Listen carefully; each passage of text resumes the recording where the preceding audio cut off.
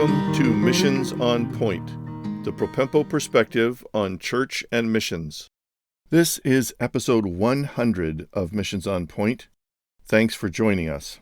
We're on episode 13 out of 14 of a series on church-based missionary training. This has to do with accountability, focus, and communication of the missionary on the field. We've come a long way in this series, all the way from just our introduction and cultivating missionary candidates to defining character and defining the missionary call. Then we dealt with some very practical things with regard to steps of the missionary as a candidate, moving from here to there, mentoring and accountability, and the actual training curriculum that you might go through. Then practical studies and research, some core issues for the missionary in their heart and mind with regard to giving up of personal rights and the commissioning and decommissioning process. Now we're dealing with things having to do with their field experience, shepherding on the field, now accountability, focus, and communication, and finally, the last one of the series will deal with the partnership agreement with the mission sending agency.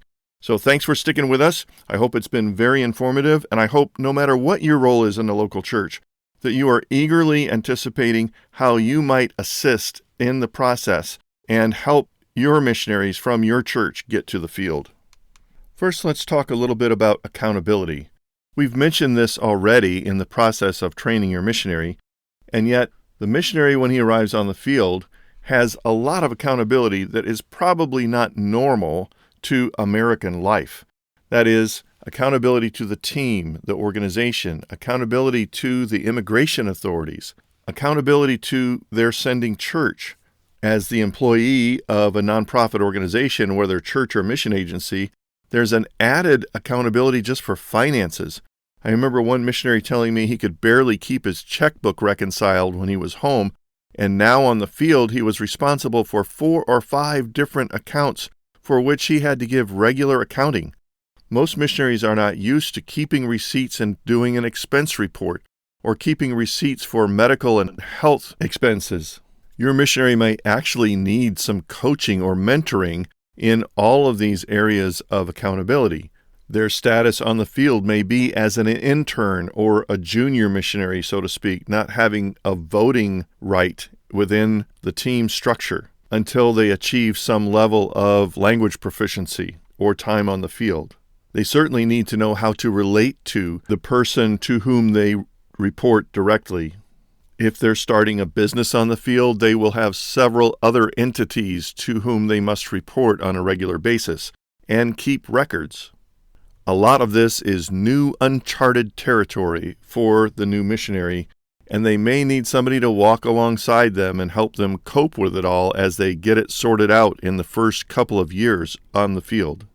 It is wise for the sending church and the missionary to have a framework of quarterly goals that are reviewed and revised as needed. These goals can be everything from the basics of learning language, but also setting up house and their personal life and spiritual nurture. I remember a missionary saying he hated goals, but his sending church made him do quarterly goals, and after a year or two, he valued that very highly because it was so effective at keeping him on track. It certainly doesn't mean that the missionary is going to achieve all those goals on a quarterly basis, but like most missionaries, you start out thinking that I'm going to do my to-do list of 10 things every day, and eventually you get to the point where you realize if I get 3 of the 10 things I wanted to do every day actually completed, I'm doing well.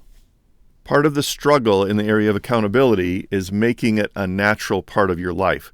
That is a habit, a regular routine, something that is expected and not something that is an imposition or a burden. That leads us to the next area of focus. While goals and objectives to meet those goals are an important tool to be effective and to grow in your skills on the field, focus is the day-to-day part that is even harder to grab hold of. While language learning and culture learning in the first year or two on the field are a challenge, it's actually a blessing because they are very focused on those really big accomplishments, and it must be done on a daily basis. It's actually more difficult when you don't have the imposition of most of your schedule being consumed by language and culture learning, that you have to identify things that you're doing day to day to accomplish that larger goal, whatever that is. And life on the field has so many pressures from so many different directions. It just takes a lot of time to live and do the normal things of life. So people that are easily distracted often lose focus, and they can't fight through the muddle of so many distractions to actually accomplish the things that are most significant or most important for their ministry on the field. Their sending church, holding their feet to the fire and encouraging them to stay focused can be a big help for them to stay on track. It almost goes without saying, but I should say it. Prayer is a huge asset for us all to help your missionary stay on focus. Of course, there's accountability and there's communication on either side of that, but your church and your leaders praying for your missionary to keep focused and doing the most important things and letting some of the much lesser important things just go, that is what's going to be used of the Lord to help your missionary keep on focus. Missionaries live in a cauldron of culture and environment and circumstances that are very different from the life they grew up in the United States. So this area of focus is a subtle battleground of their mind and heart in order to be effective and faithful long term. If the missionary fails in focus and keeping the big things, keeping the really big picture of what they're accomplishing, however slowly it may seem, may cause them to be frustrated to the point of leaving the field.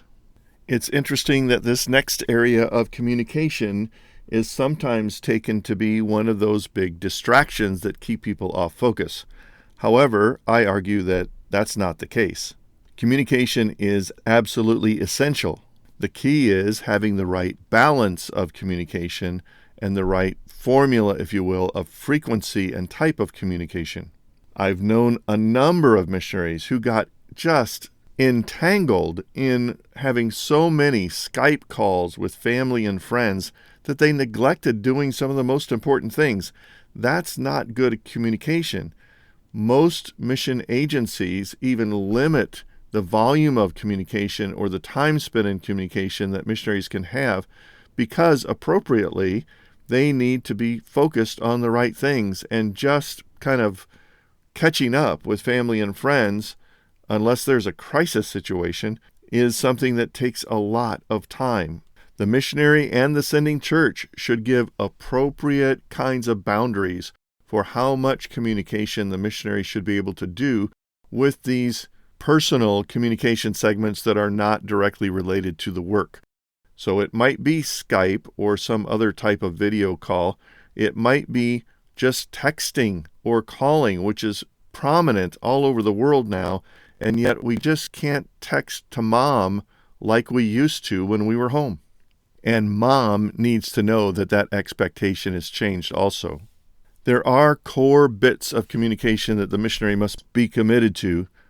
For example, a quarterly newsletter or prayer letter that's sent out to the widest distribution of their friends, family, and supporters. There should be regular quarterly accountability kinds of communication with their supporting churches and perhaps with their key supporters. Certainly, regular communication is expected between the missionary and their sending agency. The best practice for missionaries with a tighter group of people that are following them and taking care of them, supporting and shepherding them in a special way should be more frequently than quarterly. Certainly monthly is fair, but a simple bullet point kind of email could be done as frequently as weekly.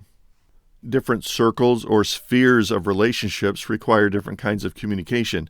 A missionary doesn't share their most intimate needs and concerns with everybody. And the big picture of ministry progress, relationships, and opportunities can be shared with a wider group of people who are interested, supporting, and praying. Another factor overlaying all of this is the missionary's own inclination and skill in communicating. Some missionaries are great about communicating, and they share a lot of things, maybe too much.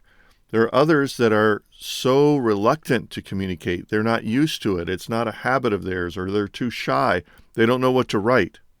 There are ways that we can come alongside and assist and help them build a framework or a checklist or a template for communication that makes it easier for them to fulfill those duties. It is important that the missionary realizes that those communication, accountability, and focus issues are actually duties. They are responsibilities. They're not optional. In general, helping them develop a reasonable and practical structure will help them. It doesn't have to be lengthy and voluminous and detailed communication, but it does have to be regular and appropriate communication. It is part of the job. People back home need to know how to pray, and the more specific the prayer requests, the more timely the prayer requests, the more specific and timely are God's answers to those prayers. I remember talking to some really long-term missionaries in a challenging field, and they said as soon as they amped up the frequency and detail of their communication, God answered prayers in so many ways, including raising their support to a better level than they'd ever had before.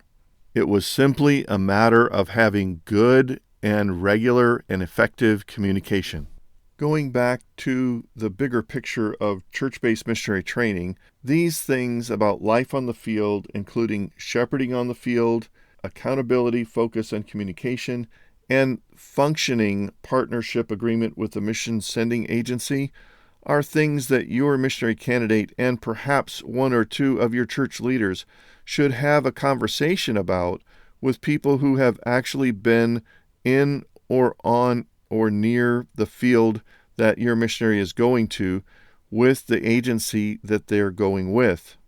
These issues are not things that missionaries normally talk about, but you should ask these questions because your missionary is going into that environment. Everybody on both sides of the water needs to have appropriate expectations about these things and to work out some of those details before they ever hit the field. You want your missionary to have those right kinds of expectations so that when they hit the field, they're not hitting any barriers or obstacles or potholes that are going to slow them down or confuse them or make things harder for them than they need to be. Thanks for sticking with us in this series on church-based missionary training. We have one last episode in this series to go.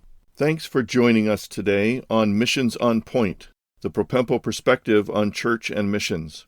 I trust that you'll find more help and resources on the website, propempo.com.